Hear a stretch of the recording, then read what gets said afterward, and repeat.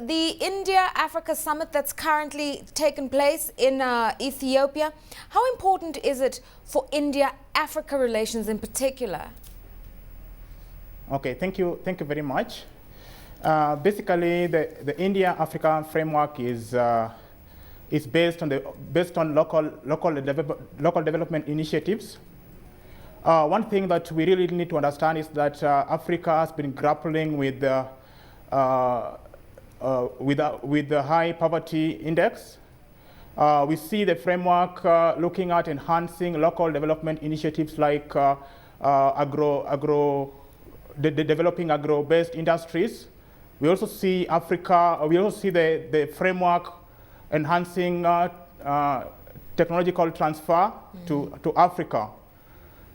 This may be beneficial to Africa to the extent that we are able to enhance value addition to our to our products, and I would say that Africa will benefit in this framework to an extent that they're able to exploit the opportunities that are envisaged in the framework.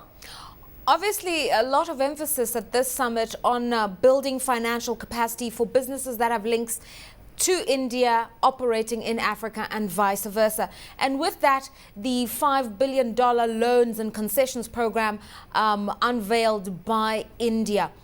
I want you to look at this and help me understand whether India is directly competing with China's strategy in Africa, where we've also seen money towards development initiatives, loans and concessions for infrastructure and commodities.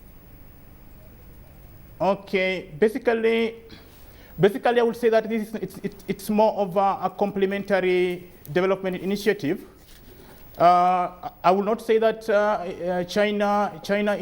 India is competing with China at this level, but what I will say that it's more of a complementary initiative because India is trying to look for resources in Africa. One thing that we realize that the economic growth in India has called for more demand for resources in Africa.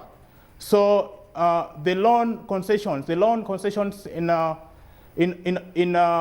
Africa, the loan concessions that India is trying to grant to Africa may not really imply that they are competing, but to me I can say that it's a complementary initiative that may also help Africa in terms of its development framework. Samson, you refer to the fact that there's mutual benefit in this relationship to the extent that Africa could move beyond being a raw material exporter into value addition.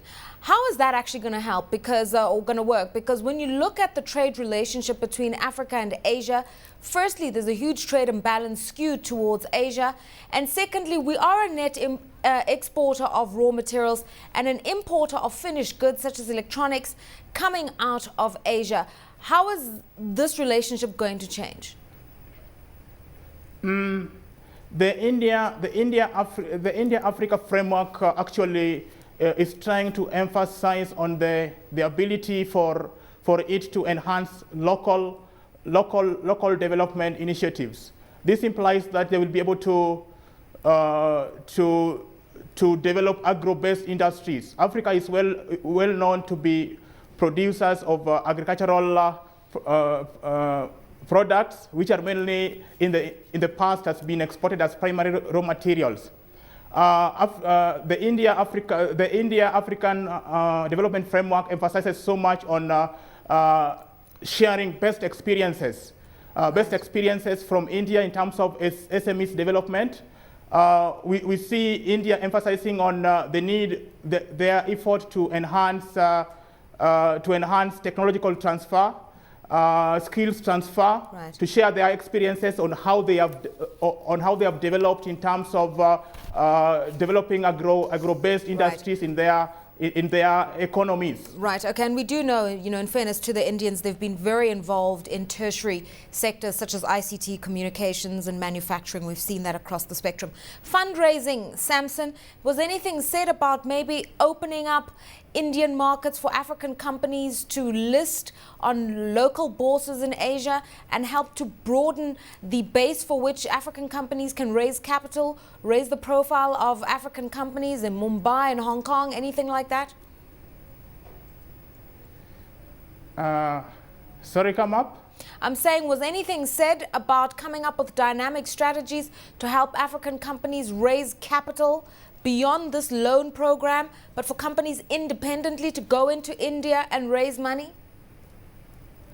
Basically, I will not say this is very viable, and because Africa and Asian countries, they have similar economic trends.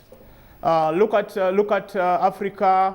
If you compare African economic trends with Asian countries, you realize that the economic trends are not very stable. They seem to be very volatile. So in that regard, I will not say this will be the best option for Africa to invest in, because the economy of India, Asia, India and other Asian countries are almost similar to African countries, and there is likelihood of instability in terms of economic growth trends.